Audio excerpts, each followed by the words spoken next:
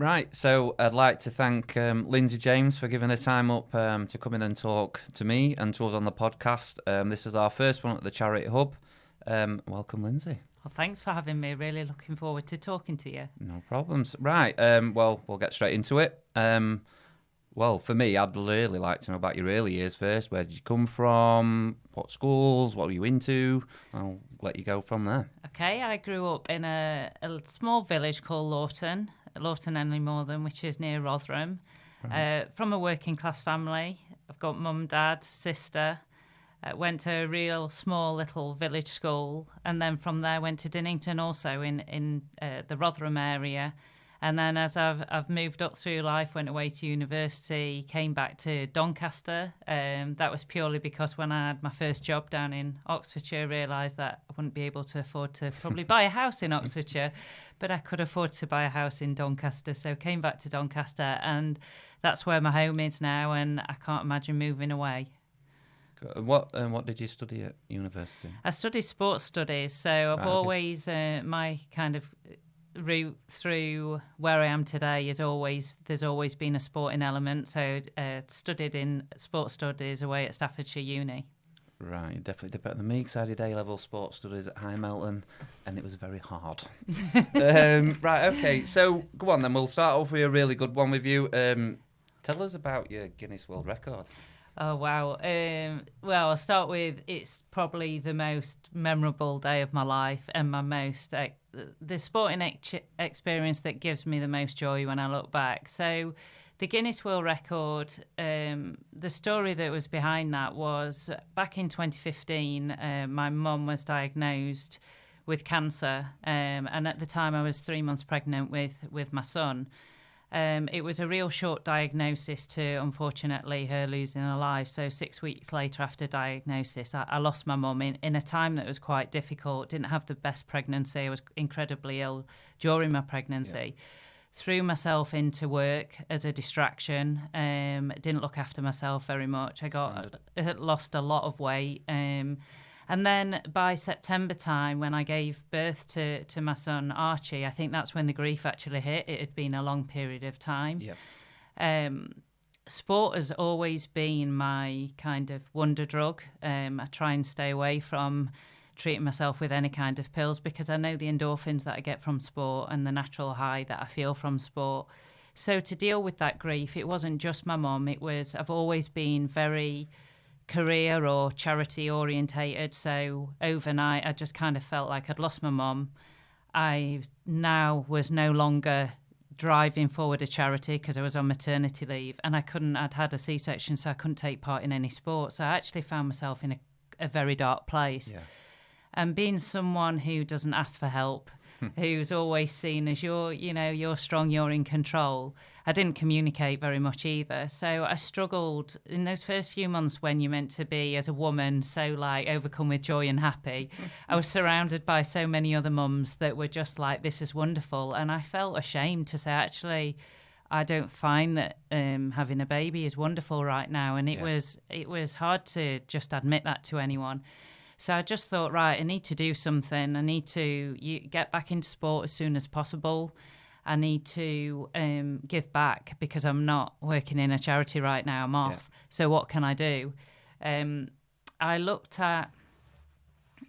knew that to get back in sport, I had to take my son with me because there was no other way to train because my other half was working. So I thought it's got to involve the two of us. So as you're kind of like scrolling the internet, looking at Google, I thought, I wonder what like some running records would be with running with a pram. So started looking at some of the records, but I thought it's got to be something challenging. It's got to be something that I can see as maybe I can't do it, but I'll give it a good go. So looked through Guinness World Records. I saw that the fastest lady pushing a pram over a half marathon was 1 hour 31, which I knew I'd never run before with a pram, but that's a pretty decent time. It's not far off 7-minute miling. So that's the idea sparked in my head. But through that, I thought I want to raise awareness for Macmillan, that had been really supportive of my family and done amazing work, but also Rotherham Hospice, where my mum spent the final days of her life. So I wanted to just raise awareness. But also through that time, there was a lot of, when I was running and training and being active with when I was pregnant, there was a lot of misinformation around women that it was quite negative to run and you were doing your damage to your baby. And I spoke to a lot of mums that actually needed it for their own physical health and mental well-being. So I started to also share my journey on social channels and got a real good group of women going through the same thing, saying, you know, you're giving me like motivation, you're giving me hope, you're inspiring me to still stay active with my child, which is the right thing to do. It's all about, you'll know from what you do, it's about listening to your body. Absolutely. And no one knows your body better than yourself. So the challenge then was trying to find a course or someone that would let me run with a pram because of the health and safety. If it's on open roads, then there's all sorts of risk. I had to be at certain places on certain courses at a certain time because of they didn't want me to block anyone else running because of running with a pram. Heaven forbid, eh? Yeah.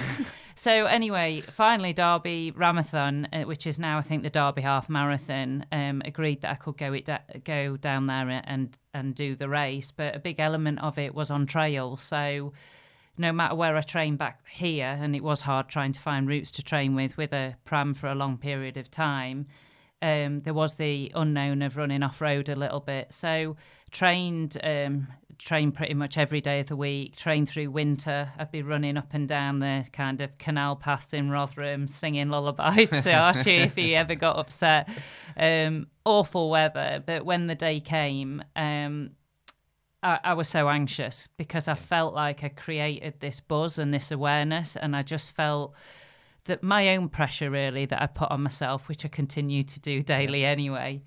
But I knew that I'd done everything that I could possibly do in my control. So yeah, the day was amazing. The gun went off. My heart rate was high as a kite, as it always is on a start line.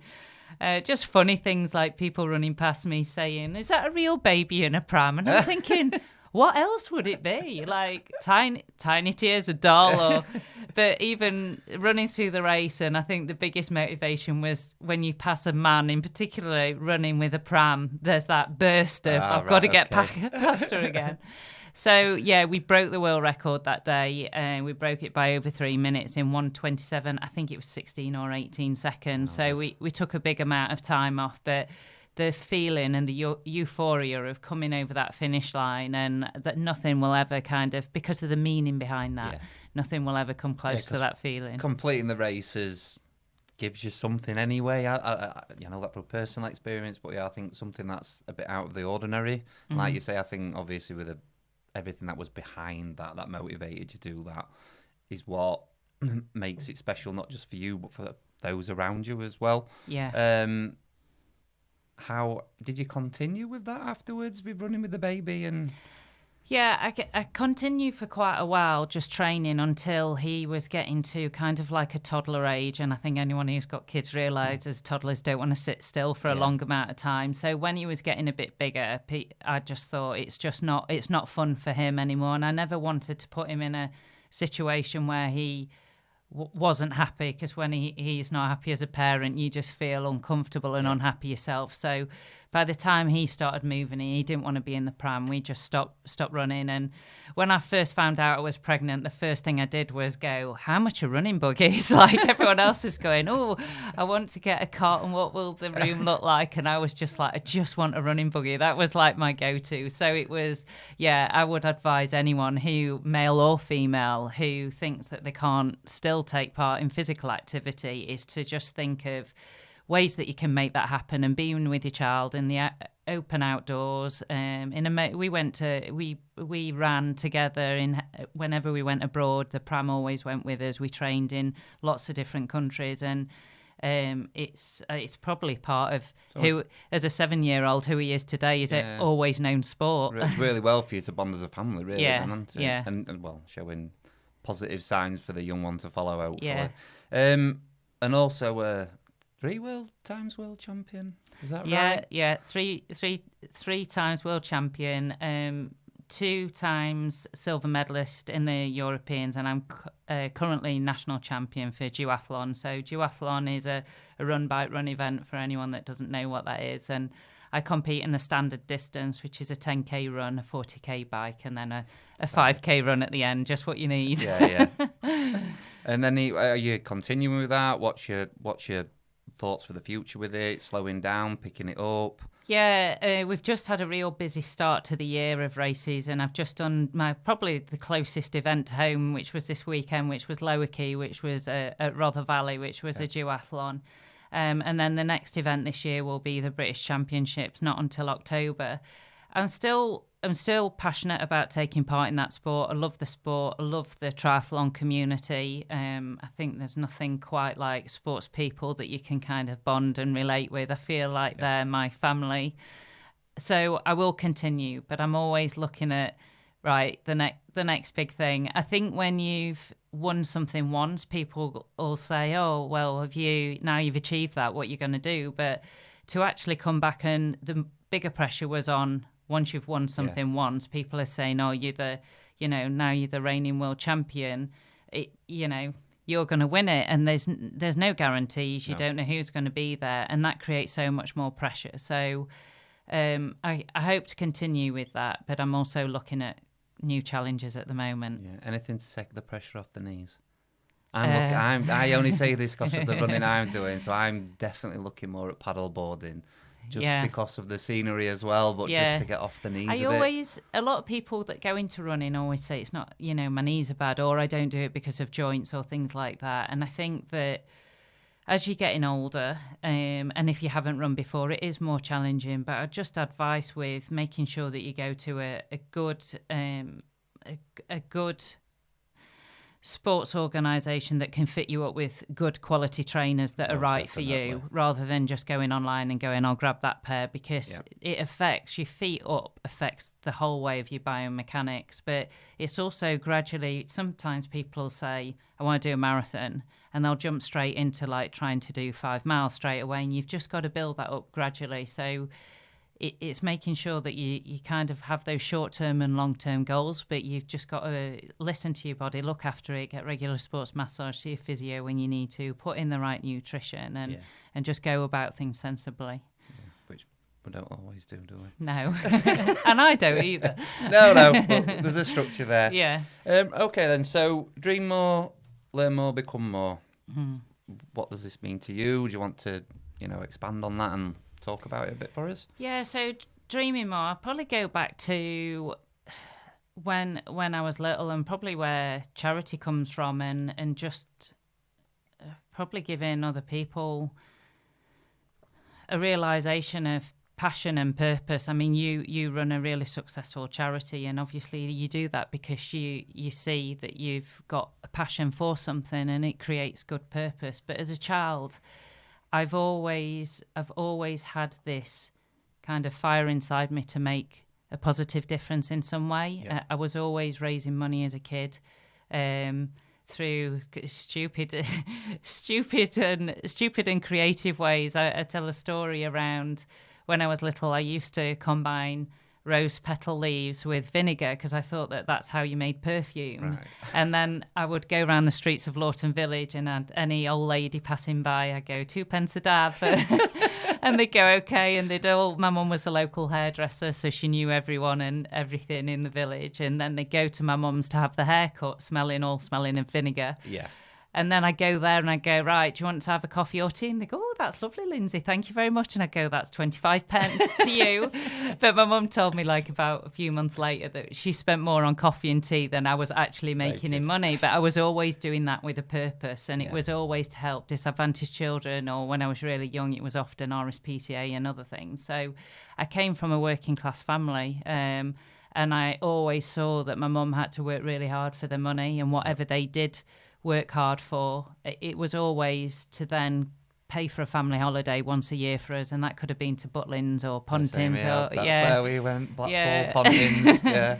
So I always knew the value of money but I always could recognise disadvantage really at a young age. So I've always had that inside me to kind of, dream more. What do I want to do to make a difference to others? And that become more is more around, you know, we are all built with, it comes back to sport a little bit about that nature and nurture. Like, are you gifted and are you talented? And I'd never had a sporting gift. I was never talented, but I do believe that you can, if you work hard and you train hard and you're dedicated and you've got that growth mindset, that you can become more. So that's pretty much been the start of my journey through where I am as a child to where I am now. But I probably actually didn't realize it in maybe in the last 5 years, that back then that was, I did recognize my purpose, but I didn't know that as a child. Yeah, absolutely.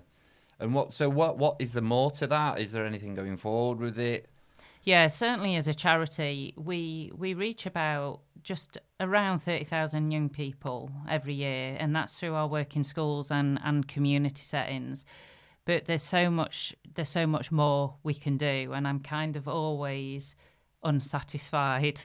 It's probably a good and bad trait. I'm always thinking we can do better, we can reach more people, we can have a bigger impact. And I see that certainly over the last few years, and I hate to say the word, but COVID has had a massive knock-on effect, that children's mental health and physical well-being, it wasn't great before in South Yorkshire. It's even worse now, and it continues to escalate, and it's a pandemic, really, as a result of the pandemic that we have, that young people aren't in good mental or physical health. And we could be doing more, and I think we need to do more, especially with the most disadvantaged young people, those with special educational needs, girls and young women, ethnic minorities, those from low economic backgrounds. There's so much more we could be doing. But as you know, it always comes back to resource. The resource that goes in buys us more people to connect and inspire those young people. Because I think over COVID, when I got out on some of the holiday camps that we run, I realised how many young people don't have a positive person in their lives. And we all, when you've had loving parents, no matter whether they had money or not, if your parents show you love and nurture and joy and all those things, then you... And having both parents as well makes a massive difference. Yeah, and having two parents, you grow up with such crucial building blocks, but so many young people don't have any of those things. And that's not necessarily down to affluence, because we see neglect with parents that are working extremely long hours, that are very successful but could be travelling a lot with work, and they don't have that time with the parents. But when I went onto camp and I saw young people from local communities that are our coaches connecting, inspiring, and giving those young people the self-belief that they could be what they wanted to be, that they can reach the things that they want to reach, just needed that one person to kind of say, you know, you can do this and this is how you can do it. So if we can create more of those people to be in those communities that need us the most, that's my ambition, really, is to just grow that even further. And I think same here, council estate kid from intake and all the rest of it. I was quite late into sport myself. I think I picked up football about 11. I just, no male role figure around for me, no dad till I was 12 and stuff. So sport was my into creating connections with people, learning how to interact with others. And then all of a sudden, I found out I was quite good at something. And then all of a sudden something else sparks inside you, then it creates more. And how are you finding the engagement from the schools or authorities and that around this, and how are we going to go forward with that? It's a real challenge. I think this year's been one of our most difficult years, to be honest, because I'm seeing schools cutting back because their resources and finance in schools is so tight. And the difficulty for us as a charity is we can be successful at times through your traditional routes with grants, trusts and foundations, but none of that pays for in-school education, because they'll say schools should be paying for that, they've got money for that. Well, we all know schools' budgets are are really stretched. Schools are on their knees. The cost of living has gone up, so the cost of running schools has gone up, pay has gone up for teachers. It's really difficult. So if they can cut anything that was external, which sometimes it's our support running, leadership programs, maybe hiring taking on an apprentice that can inspire those kids, those things are starting to get cut. So we're seeing that it's a real challenge for schools. And although it is an important agenda within local authorities, we don't receive funding directly from any local authority. Anything we do would be through a competitive tender process, but some of those funds have been capped. So this year financially, we've gone through some highs and we've gone through some big lows this year. Yeah. And now, how do you see that progressing out the back end of this year into next? Do you feel positive about it, or do you think there's quite a lot more for you to do to get there? I'm a positive person, but I don't think it's necessarily positive in terms of probably within education and maybe even local authorities, but we will create opportunity. So we're always looking at diversifying what we can do, but still staying very true to what our purpose is. We never go, oh, well, we're going to chase that route now because there's money there, because that's not what we're about. True to what you are. So as long as it's around physical activity, health, well-being, keeping young people safe, keeping them educated, creating pathways into employment. We're doing a little bit more with the business community now that's helping a little bit in terms of just raising the awareness, but also supports some of our core costs, which no one wants to fund. Everyone wants to fund the nice stuff, like can we pay for the stuff that you do on the street with kids? And it's like, how do we run the back office? Because no one wants to pay for our lighting or heating. So you'll be experiencing the same things. Yeah. So that'll lead me on to the next one, though. So 21 years ago, you became the director at Fusion. What got you into that, and just the whole thing around that? Because I love the fact of where things are born from, having born the charity myself, what I'm doing. 21 years, long time. Yeah, it goes, that kind of why sport, and probably why the kind of organisation goes back to school and that initial need for purpose. But it also goes back to people presume when they talk to me and they'll say, oh, you've won medals, that I've got talent in sport and that I had this real great sporting history. And I was actually not very good at sport at school, and I always wanted to be, because the cool kids played sport. I want that sense of belonging. So I always tried really hard. But as I moved through school, and then I moved to university, and I volunteered a lot for a number of sporting organisations, worked with disability sport. I saw how sport was a great equaliser, how it created equality, how it brought people in, how it brought personalities out that don't necessarily shine in education.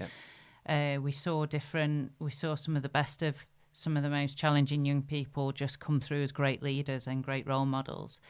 So as I moved away after university, and I worked for a charity naturally, down in Oxfordshire, which was all around using sport to divert young people away from crime and antisocial behaviour, but also develop them to help them away from not being in education, employment or training. So absolutely loved the role that I did down there, and that was working in community settings, in really, like people say Oxford, like that's really affluent, but it was very rurally deprived in Oxford. And I think in terms of some of the kids and young people we work with, that street awareness that we get up here wasn't around. There's a very much a lack of kind of understanding around various different issues. Just different problems. Different problems, but disadvantaged in a different way. Came back up to Doncaster and worked for the local authority, and that was around a programme called Street Sport, which was, again, the mayor at the time parachuted us into crime hotspot areas in Doncaster. There were quite a few. We took a team of people to the streets. We basically did skate, BMX, alternative activities, and we'd rock up in parks, we'd rock up in street estates, and all the children and young people had come out. But I just felt that we were not doing enough long-term distance. We had great participation rates, but so what? And I just thought, Band-Aid type thing. Like put a sticking plaster over an issue and then walk away, and we're doing to a community and not with. So I just thought we need to be leaving a legacy or leaving something that creates a difference to the community and difference to the young people that we work with. So I ended up through the local authority working. I moved from that role into what was called a school sport partnership back then, and that was a Labour funded programme. So big grant for all schools and young people across the country. That I think there was about 450 of what was my role, which was a partnership development manager across the whole of the country. And it was a Labour initiative to get young people active, to get them taking part in competition, swimming 25 metres, developing coaching, leadership, a fantastic programme. And I led that partnership for a number of years. But then as we were coming up to the change in government, and I know I'm talking for a long time, but it gets to your point of why Active Fusion and where this you is what came we want from. to hear. Yeah.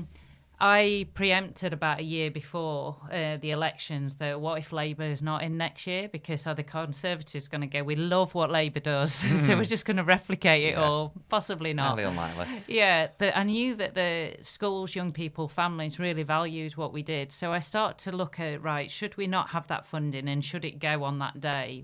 We won't exist, because all of our funding came from one source, which was a real risk, but we were based at Rosington All Saints. We weren't an independent charity back then.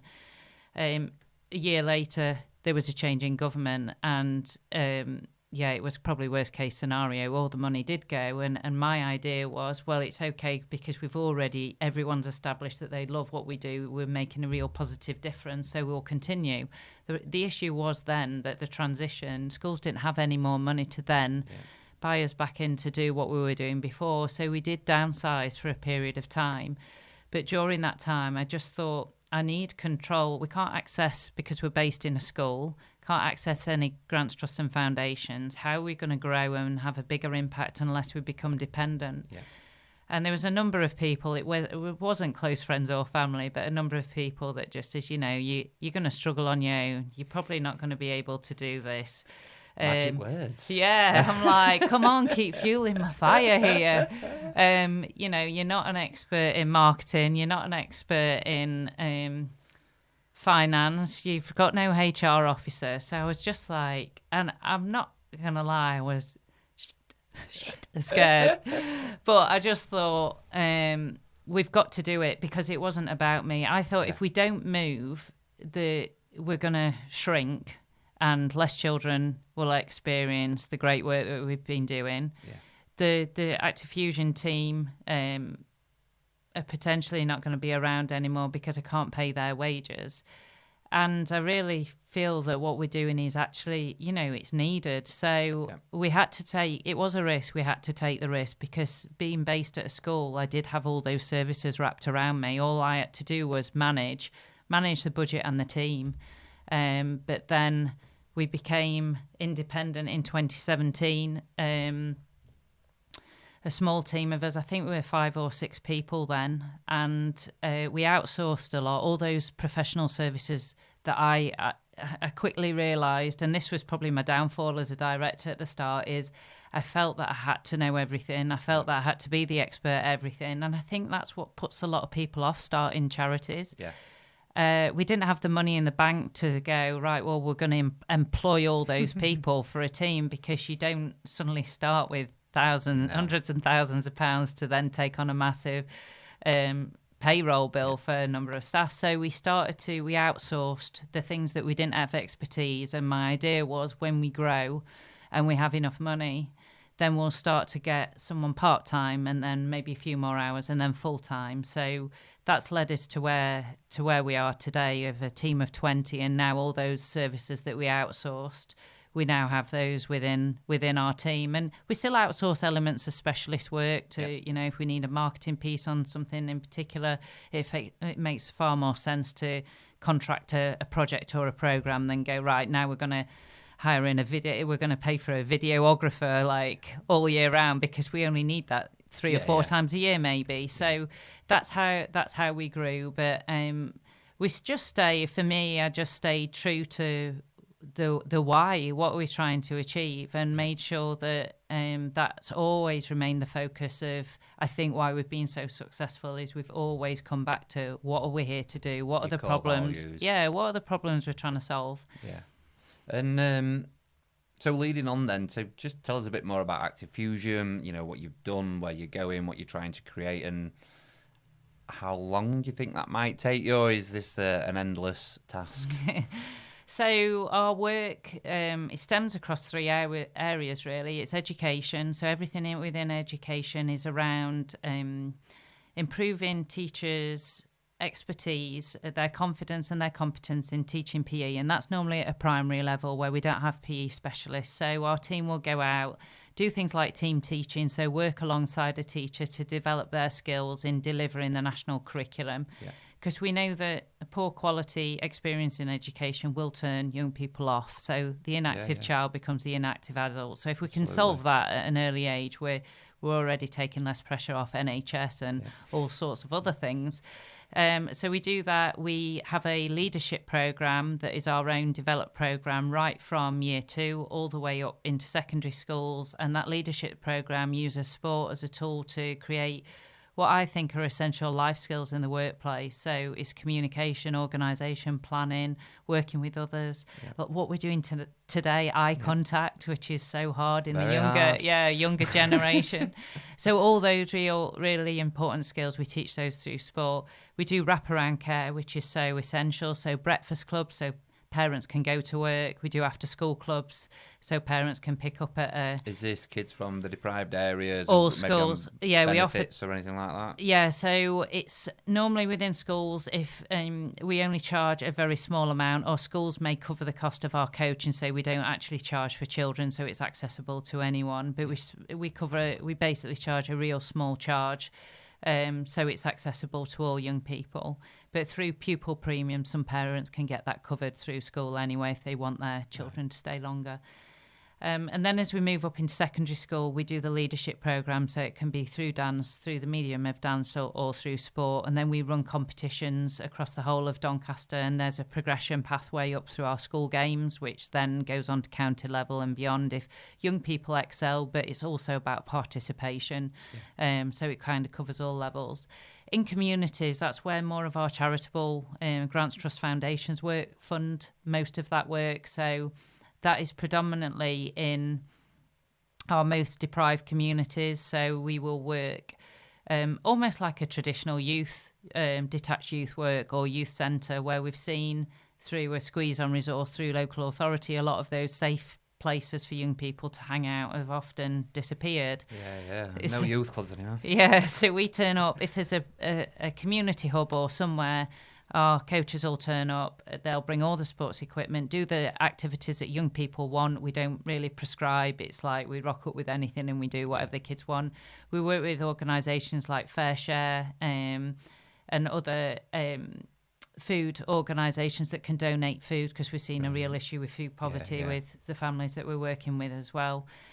And we deliver in those, it's engagement at first, but then there's a pathway through to leadership. We try and get young people through the leadership qualifications, and then through the apprenticeship programme. So for us, we've created a pathway right from year 2 really all the way up into employment for young people, which feeds Active Fusion, our future generation of coaches, but it also feeds the education sector, their teaching assistants, their Senkos that they have within school. It also helps leisure services recruit to their leisure posts. So we want to keep good talent in this area, and that's just one way of doing it.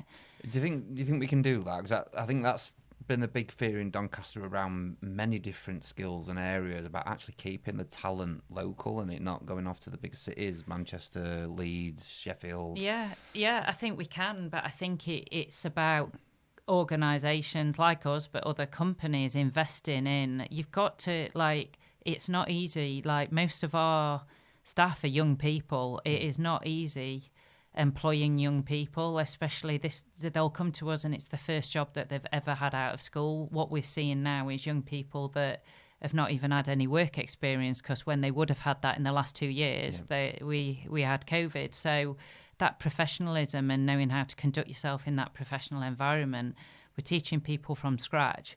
So if you're not an organisation or a culture that have got the time to truly mentor and care about really developing a young person, it's not the right avenue, because it's time consuming. But if you do want to grow young people and really grow the best people for your organisation, it just takes time, energy and investment. And the other area that spans across those two that I've not touched on is our Unified Leaders programmes that work with young people with special educational needs, and that can be in special schools but also in mainstream schools. And again, that's using sport as a tool mainly to develop communication, but also to develop independence and their confidence, and above all their self-esteem and self-belief. So they're the kind of charitable direct delivery areas. And then the third area is businesses that we work with, and businesses, it can be that health and well-being in the workplace. So we do team building events and activities for businesses, from anything from really small to our biggest ones this summer, which is 300 staff. Okay. So ask me next year how that goes. But we're what are you doing with 300 staff? So that one is a bit different to the other ones that we've done. They want a variety of different competitive activities to come and try it. Some of that is personal challenge events. So we've got all things like creative sports like kinball that you might not have heard of, which is a massive, giant, huge ball. Yep. We've got more traditional sports that we're doing that day, but then we've got things like personal challenges, archery, individual sports.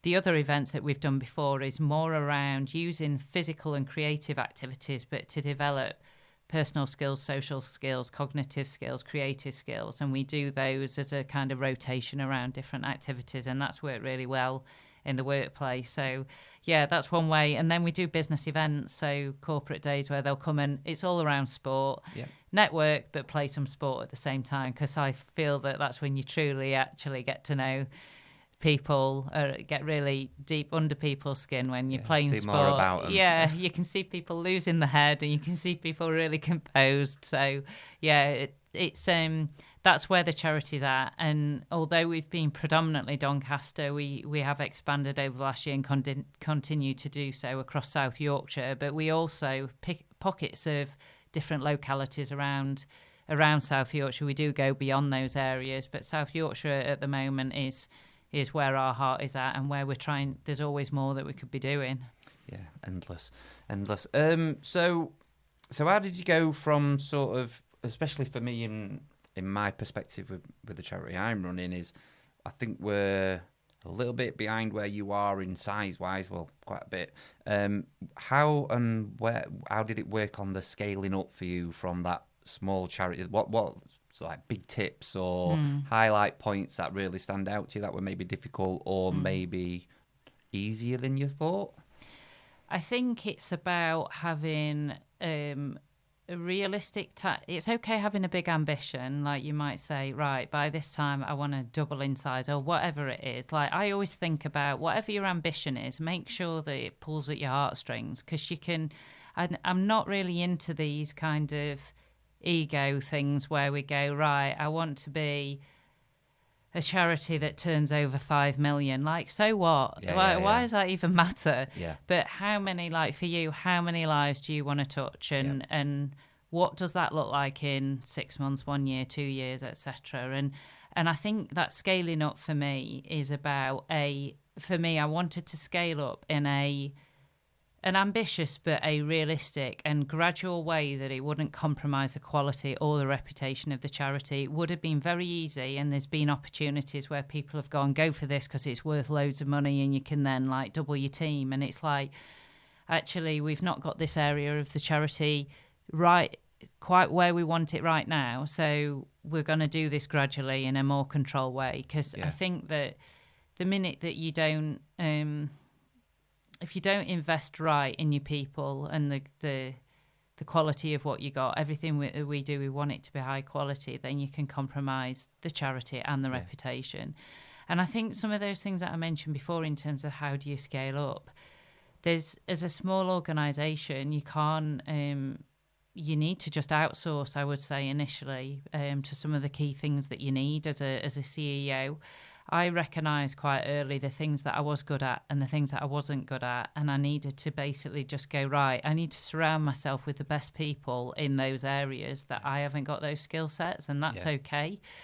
But the secret to success for me is surrounding yourself with the right people, because you're only, a CEO is only as good as their team, and we wouldn't be successful without the people that I've got around me. And they don't all have to be employed. They could be people you will have across the networking that you do, that you know that people want to help you because they see the difference that you're making.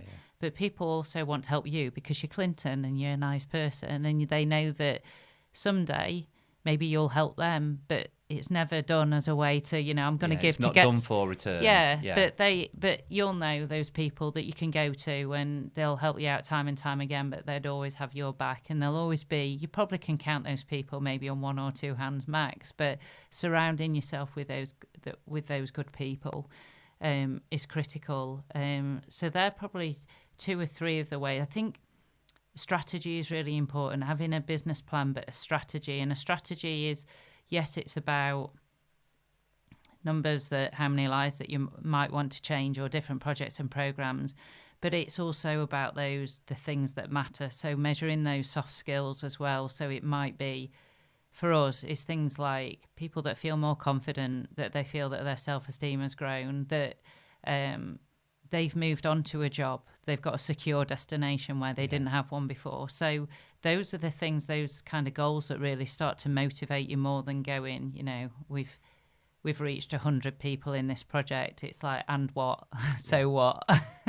How good. I must admit, through this transition of growing, that is one of the biggest things I've found most helpful, is that outsourcing to other skillful teams like marketing, and whether funding bids and all the rest of it, because you have to learn how to do a lot of that yourself when you start out, because like you say, you don't have any money to pay anybody to do it. I spent more time watching YouTube videos and finding different sites of how I can design a leaflet or put a post together for social media, and how does it work better, and what hashtags should I be putting in.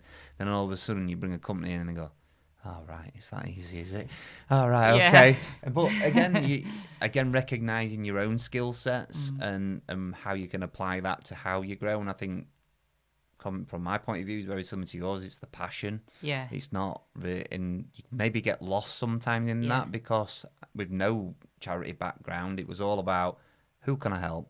And I just want to help as many people as I can. I don't care about the numbers and how much money I raise and all the rest of it. Don't get me wrong, it's all lovely, but I just want to help people. But then you realise, no, but you actually need those statistics. You need those numbers, because that's what's going to help you going forward. You're going to see what you need, identify the areas you need to grow. I think for someone like yourself, and I think you've got a lot of characteristics that are very much like me, is that you're full of passion, and that, while that is great, it can also blow your own mind. And something it just kind of triggered then when you were saying that, something that I did that it was so simple, and it was from a course that I went on, is someone said, just list all the things that you do as a charity, like all the kind of services, all the ways that you support other people. And I listed, and I forgot how many things we did, and I listed about 20. And then they said, right, from that 20 different things, how much is it costing you, and how much time are you spending on it, and what difference is it making? And when I started to look across some of those things, we were doing things that we were spending, and it's not all about transferring. We spend so much time, but we get no money for it, because we do a lot of those things, but we go, actually, the added value, that is 100% we need to be doing it, even though it brings no investment in. That is the right thing we do. So it wasn't a matter of that brings no money in, cross it off the list. We kind of had high level of energy, little impact, but we're still doing it. And I actually went back and we went through it, and I said, I just thought we're doing far too much. Some of the things that we're doing is having little impact. So why are we spending so much time and energy there? And it's not really creating any difference. Other things we're going, actually, that is real low resource, low amount of time, and it's having a massive impact. Why are we not investing more time in that? And it was just a simple exercise that I'd just advise doing, and even probably doing every year, to go, actually, are we spending time, energy, resource in the right areas, or should we be putting more energy into things that are having a much bigger impact? Yeah, without doubt. Learning those skills is difficult, I think we'll say, especially if it's not coming to you naturally. Is there anything you've accessed or found that you think would be useful to those who are coming through that, whether that be through the local council or things like what we're doing at the Charity Hub now? Is there anything in the area that you'd highly recommend someone to go and talk to or seek out? I think buddying up with someone just within your network, where you can check and challenge and just hold each other account to various things. But that can be, I think it doesn't necessarily have to be an experienced CEO. It could be someone who is, because I think everyone's got valuable insight. Even if you're learning, someone's got something that you can learn from them. And I've learned a lot from people outside of the sector. I think people sometimes out of charitable work think that charities run and operate different to a business, and they are exactly the same as a business, but it's not about profit in terms of money. It's about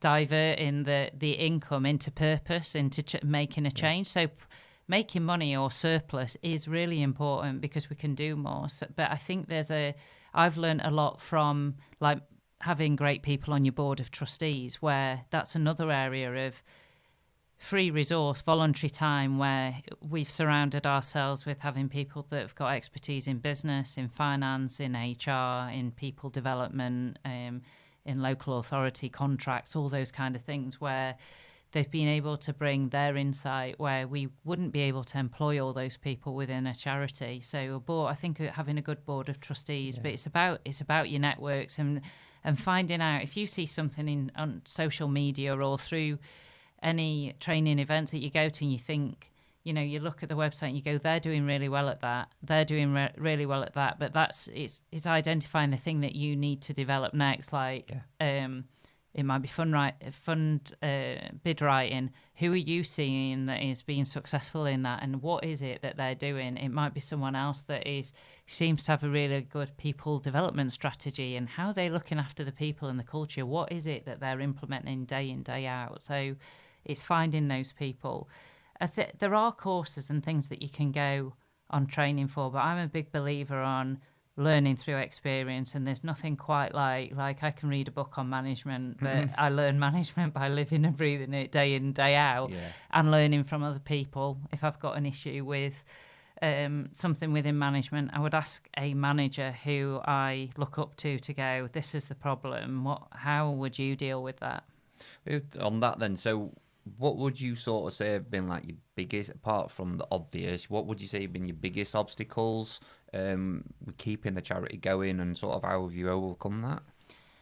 I don't know if it's obstacles, but I'd say challenges. The biggest one is always, I think, for charities is funding, and that anxiety around how much time you can invest in certain areas, and funding bids are like a lottery. Like, there is no idea whether you're going to get it. The pot isn't getting bigger. There's more charities fighting for the same pots, and it's getting more and more difficult. So I think your kind of future income always hangs heavy on your head, and my advice with that is we've really diversified the different funding streams. We don't rely on one source of income, because if that get my experience from having that government grant, where it goes, that's it, you're done. And it's same in business. You've seen businesses do the same, haven't you? They put everything in one basket. That company goes under, or don't want to deal with them anymore, and then that's it. Stop. The other big challenge more recently is people. So we've seen over the last year, and I know this is happening nationally because I've spoke to so many different recruitment organisations going, what's going on, is the kind of stickability of maybe staff. I've seen like the charity cannot pay top wages, but I've seen similar, it could be similar finance, marketing, operations, those jobs in corporate world are paying a lot more than charity. So to attract the best people to something that you can't compete with the corporate world is sometimes challenging. And for us, and young people is looking on, I think young people are looking to that next step a lot quicker, like where am I going to go now? So it's the first time ever in our history, I think retention has been harder this year than what we've seen before. And it could be, but I'm also very compassionate around the cost of living. So if someone's paying £1,000 more, maybe that is the difference for a person. We try and really invest in our people, culture, and being happy in the workplace is so important to me, because happy people mean that when they connect with young people and their families, that they are in a good place themselves, and you can feel that vibe off people. So really investing in our people is really important, whether that's training and development, mentoring, etc. But recruitment this year has been getting the skill set as well, the right skill set that you're looking for, retaining people, paying them a good wage has been a real challenge. Yeah, that's something that we're having to look into now, because we set out as a charity. Again, not understanding the whole world of charity and how wages work and how much you're paid. And I think a lot of perception of the public is a lot of people do it for free, and it really isn't like that. People do need to be paid because you have to do it as a full-time job. Generally, someone said to me the other day, you get paid to work in a charity, and it's like, oh my gosh. Still, after all these years, we're still fighting this. And again, the thing is, for me, from having no charity background, and when me and Martin set Eve's Trust up and we were sat in the pub having our first conversation, both of our issues were how much some of the bosses were taking at some of the larger charities. And that's what we were looking at. And then we were like, well, I'm earning, this is how much I earn. I was a qualified plumber at the time and heating engineer, so I was on all right money. And it was like, but I feel really uncomfortable earning that much. So we actually set ourselves a really poor top line limit. And up until recently, what I've actually realised is now Eve's Trust has grown. It's part of a community, very much like what Active Fusion is now. It's very embedded in there. It becomes bigger than you. So knowing you've maybe got to put somebody in your position to something happen, you have to have that structure and you have to be able to bring the right people in. And as an industry, it's something the likes, I think, of me and you need to be having bigger conversations with people to how we try and find some balance there. Have you got... Yeah.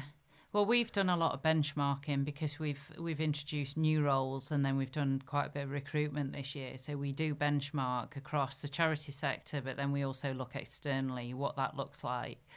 And I think in the charity sector, CEOs, directors, or operations, whatever your role is, I think they do themselves a disservice.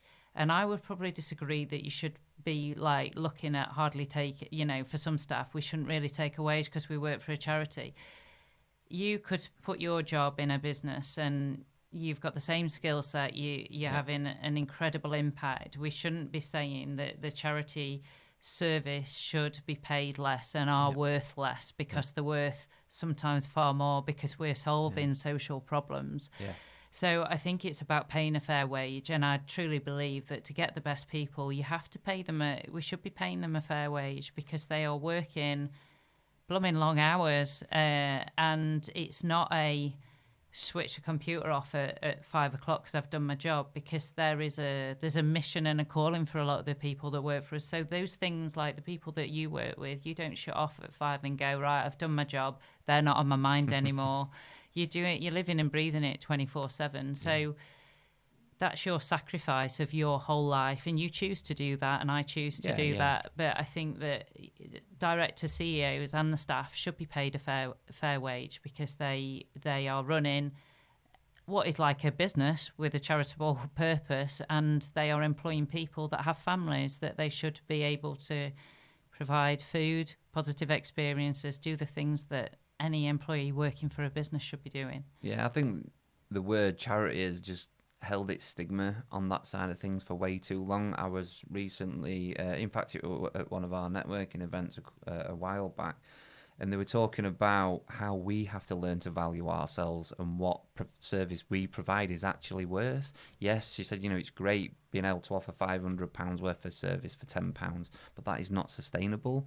And as charities, I think we have to recognise our responsibility for that and learn how we can challenge that by knowing our own worth and value. Yeah, and I think it's a different, like you were talking about, like local authorities and people that get you to do tenders. And I'm starting to go, like, is it just the charitable sector, or does this happen everywhere, where it's like, can you reduce your costs down further? Maybe it's that same message is going to everyone, but we're certainly experiencing that in terms of your operational costs, which ours are super low, which I know businesses would be treble that. And it's like, can you squeeze your operational costs? And it's like, an office for us to rent is the same as anyone else to rent. We don't get free, some charities may do, but we don't get free space. We still have to pay bills. We still have to pay an internet company. We still need our phones to work, all those things. but we are The bits always people don't see. Yeah, we're getting asked to squeeze every like bids in particular. Can you reduce it? And it's like, well, only if we reduce the amount of people we work with then, because there's no other way of providing safe services, because we can't staff it any. If we staff it anymore, then our costs go up. You're asking us to reduce it, we need to do less then. So it's a real shame, because I have found like over recent months we are now having to do less because the resource is getting squeezed. Right. Okay. And what's your mindset then on how you're gonna tackle that? Because obviously that raises different questions on how we have to look at things. At the moment, it's speaking to those people that make the decisions on things. I don't think it's necessarily. I think sometimes when you've got an organisation, a big organisation that could be giving contracts, I don't think it's necessarily the people at the top that are aware of maybe some decisions have been made, because you have to devolve responsibility somewhere. So politically and sensitively, raising awareness of what's happening on the ground, because I think that it's a matter of time when, well, for us, there's two things. There's the issue if you take a community that we've worked in for, say, years and years and no longer were there, you might not see that effect within a few weeks, but you will see that effect within a few months when maybe antisocial behaviour starts rising, when young people aren't safe anymore. But we on a personal point of view, I actually feel that when we are now retracting from some areas, I feel actually we're letting people down. Like I've known, or my coaches have known, some families and communities for over 20 years now. They've grown up there, and now I'm saying we can't help you anymore. And that, for me, which is what they've heard all their life. Yeah, as you know, and I know, growing up on council estate, saw you ever here. Yeah, and I'm hurt because we've never let them down. Yeah. Like you see people swoop in, you might see national companies that have got an amazing programme that they're going to deliver. They take the big contracts because they've got the top bid writers that are paid twice as much as a CEO in a charity. They swoop in, they don't have any investment. No long-term plan. No, it's like it's a contract, it's money. Their driver is money. Yeah. Our driver isn't money. It's making a difference to those local communities. So now I just feel, it's a real tricky time, because I'm seeing that some communities, for instance, this summer, we're not going to be in as many communities as we've been in before, very much reduced. I'm already getting families saying, why aren't you going to be with us this summer? And I'm going, we haven't got the money, we haven't got the contracts. I feel that finally, after all these years, we are starting to let them down. While I can still say, but you can travel to this community and still access it, it doesn't mean we're not there. Yeah. The reality is some of those parents, we know that they don't necessarily get out of bed to get the kids to camp because of whatever issue is going on in their lives. I'm not saying that judgmentally. No. But their kids might walk themselves. They can't get on a bus, though, and get to a village across Doncaster or across Barnsley or wherever it may be. So, I feel a little bit saddened at the moment that we could be doing more in those particular things, but finances. I get that feeling. I think that's how we feel doing the roles we do, even when we're doing the best we can. I think you can always see where there is opportunity to help more, and that's very frustrating, especially when you know it can be done quite easily. It's just a bit more of the funding in the right areas. I'm quite optimistic. I think when a door closes, we find a new opportunity, and there are opportunities with other partnerships that we're starting to go, actually, it's forced us to go, right, we need to do something slightly different.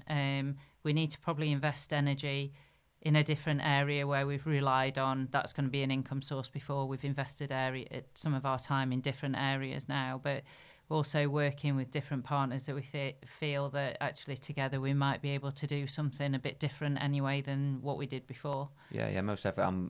As you well know, like with the Charity Hub stuff, we're massively trying to push this collaboration angle and the networking side of things for this sector, because I've been doing this 12 years, and it's only the last year and a half when I've been able to actually get out and networking where the big things have actually started to change by having yourself. For one, we met at a few networking events and eventually had conversations, and I then find motivation, and I then find questions I can come to you and ask, and other like people like Vicky at Sleep Charity, and I can come to you to not directly mentor me, but I can ask you questions I can't ask other people, especially in business, because they only have that business angle, and that is not our angle. And that trying to get that across to other people in the sector, to not be scared of that. Don't be scared that you're not a business. Yeah, and I think we have to have so much of the business side of things, you know, the structure of it and how we research and everything else. But like you said, we haven't got that product as such to sell to make a profit. And I think the sooner we can all learn to focus on that and keep that as our motivator and not compare ourselves against the businesses, because we can't really compete with things like that, not having a product as such to sell. it's, I guess, being in a charity is very much, it is competitive as well, because sometimes charities are going for the same pot, but at the same time, like there's things that we've lost out on bids and a fellow charity has got it, but I will always be, because I know that they're doing great work. It's probably not done in a, like a business might be like, oh, I'm really annoyed because they're always winning contracts. Whereas I'm like, oh, that's a shame. But, you know, they deserve. They're good. Yeah, they're good. It was their time. Yeah. Ours will come at some other time. But we could be, even as a charitable sector, we could be doing more joint working to strengthen things, because we're all saying it's getting harder and harder. But how can we work together to maybe maximise resource, to benefit different charitable causes? I've spoke to charities that work with elderly population, and we've always said we've loved to, you know, connect kids that bring so much joy and happiness into working with elderly people. So there's ways that you can connect with charities that are like-minded, or where you've got like mutual trust. I think it's like any partnership, as long as there's mutual trust and an agreement between the two, then you can make it work. And it just comes down to that. You've both got to be putting time in to you know, to make it work. Yeah. So going back to sort of starting out in the industry, in the sector, what's one of the biggest things you'd probably like to have known then that you know now? Because I know there's a lot. Oh gosh, there's so much. I've made some mistakes, as I guess everyone does on the journey. Yeah, some quick ones that just came into my head, which was it comes back to trust, was agreeing things verbally and me completely trusting someone. Oh yes. Yeah. In there. Yeah, and then them stinging you. Yeah, stinging me. Politely. And I've just kind of naively gone into things where I've gone, oh, we've got an agreement there, that's fine. And then the contract, it was around a contract of services that we'd done, and they basically said at the end of it, once we'd delivered it, this is how much we're paying you. And it was like, that's not what we'd agreed, and we've put all this time and resource in. I got nothing. We'd done it all verbally, we'd done it, and I just, like, now, paperwork, getting on top of paperwork.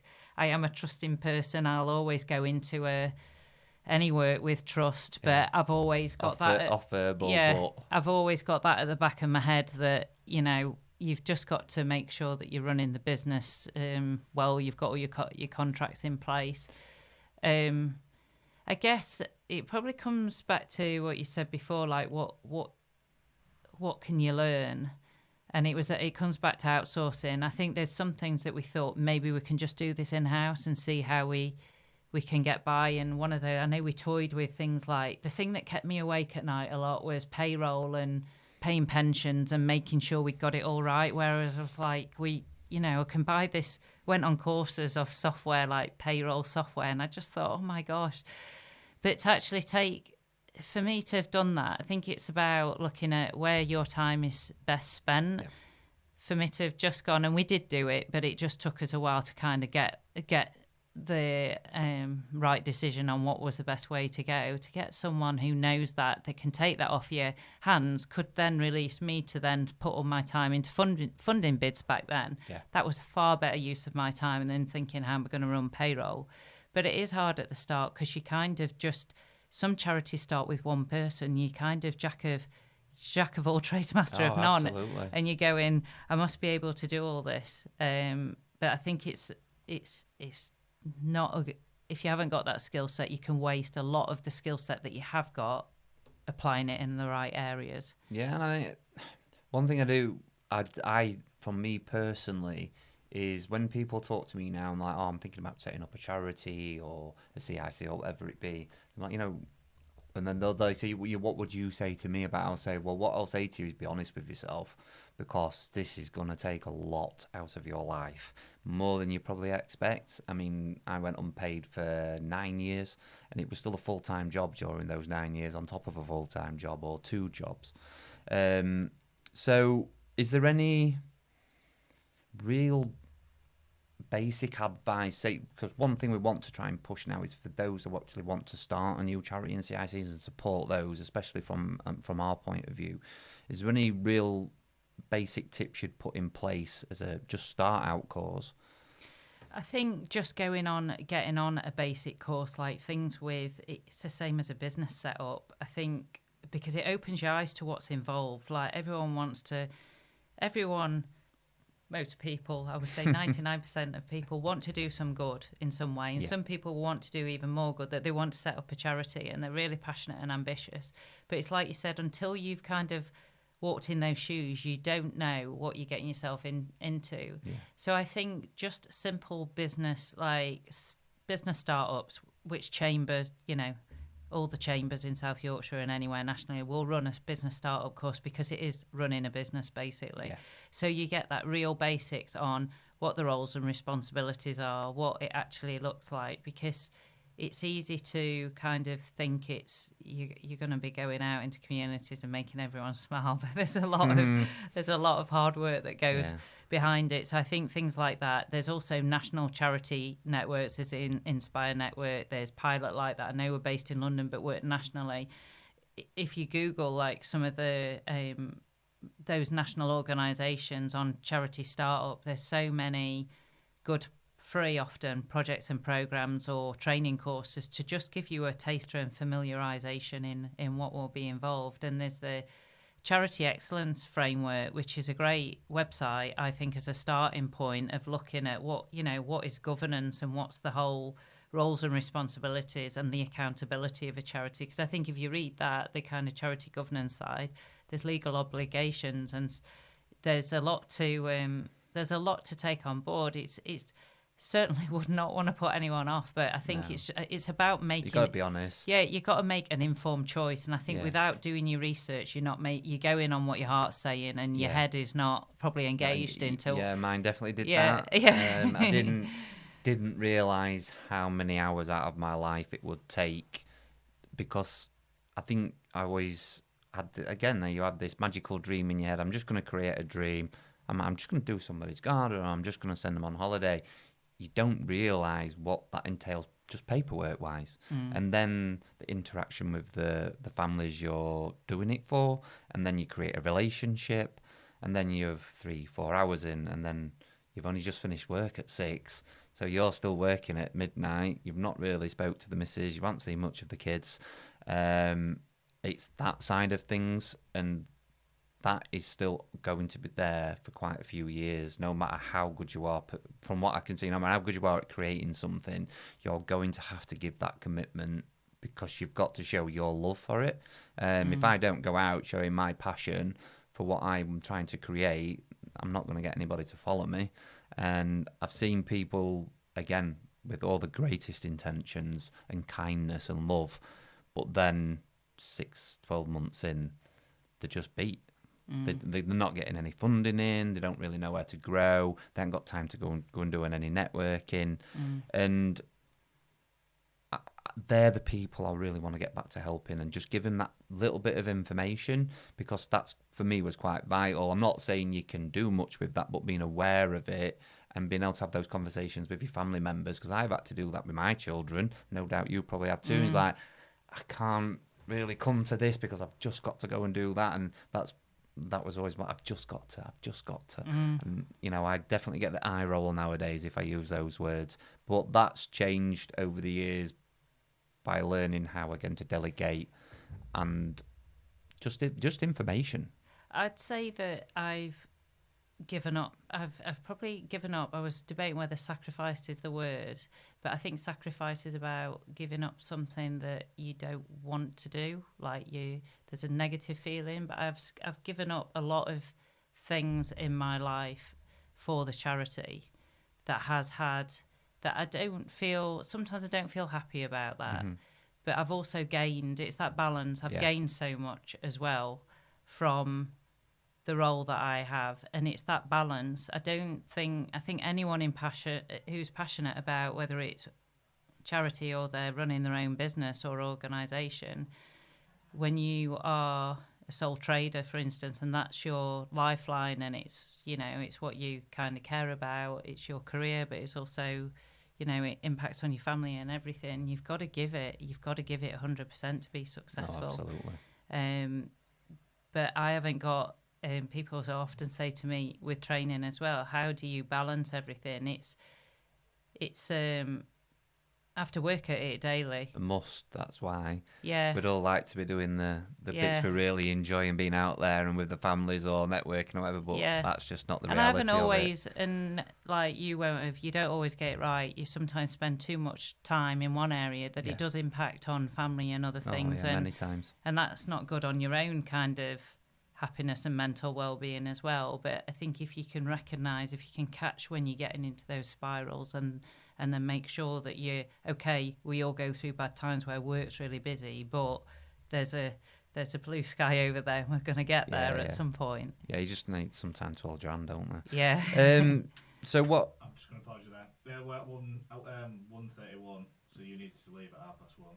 Yeah, I'm all right for half an hour if you want to keep up. It's up to you. Realistically, I could wrap it up quick then. Yeah, if we do another 5 minutes and then everyone will be good. And also because my landlord's been here for the last half an hour downstairs with a sparky that I didn't know would come in. So 5 minutes. Yeah, that's fine. Wrap it up, conclusion, etc. will be amazing. Sorry, guys. That's right. Right, so what are your ambitions for Active Fusion going forward?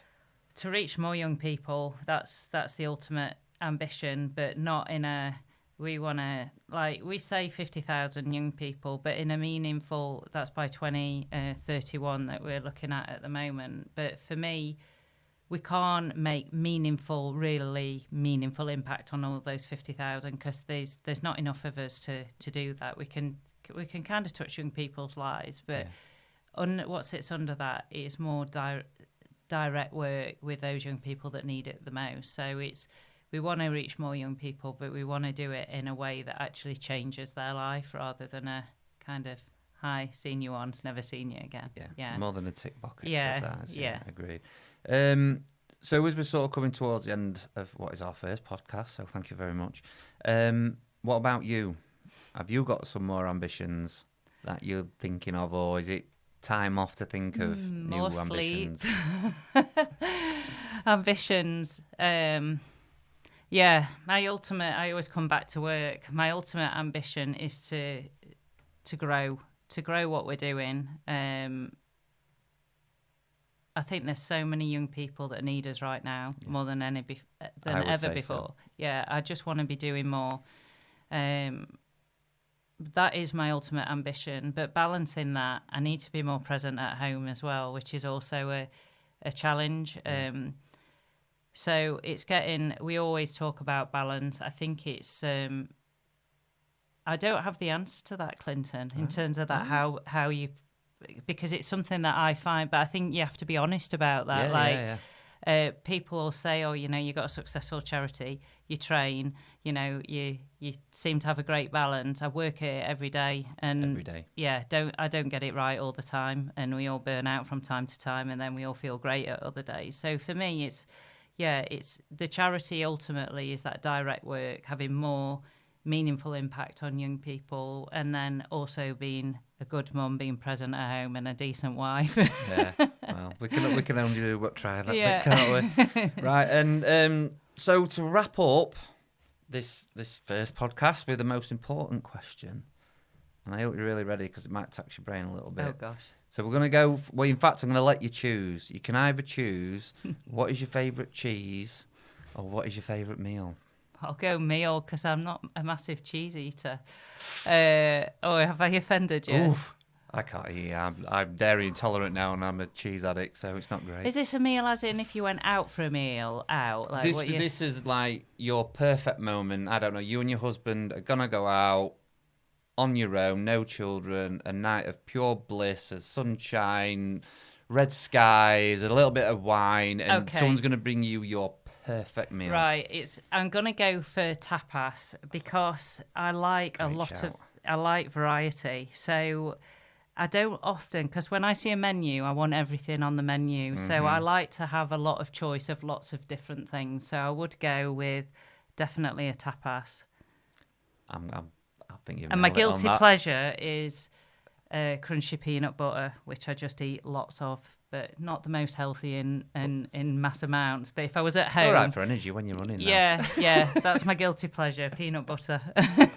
Right, there we go. Right, well, thank you very much, and hopefully, in fact, what I want like to do, could you add on any socials or anything you've got on there you want people to check you out on as well? Yeah, you could check us out on Active Fusion. We're on all the social platforms, Twitter, Facebook, and Instagram, also on LinkedIn. So if you just look up Active Fusion, you'll find us. Thanks for that. Thank you very much. Thanks for your time today. It's been great.